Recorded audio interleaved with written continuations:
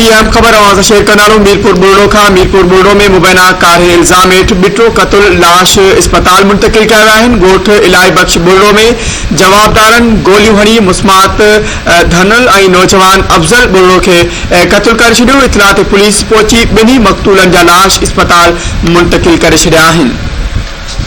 खबर के हवाले से नाज़रीन अवांखे आगाह करिया या अहम खबर अवां सां शेयर कंदा मीरपुर बोर्डो का मीरपुर बोर्डो में मुबैना कार इल्ज़ाम हेठ बिटो कतल थियो है। लाश अस्पताल मुंतकिल किया विया आहिनि। ॻोठ इलाही बख्श बोर्डो में जवाबदारनि गोलियूं हणी मुस्मात ॾिनल धनल ऐं नौजवान अफज़ल बोर्डो के कतल करे छॾियो आहे। इतला ते पुलिस पहुची ॿिन्ही मक़तूलनि जा लाश अस्पताल मुंतकिल कया विया आहिनि।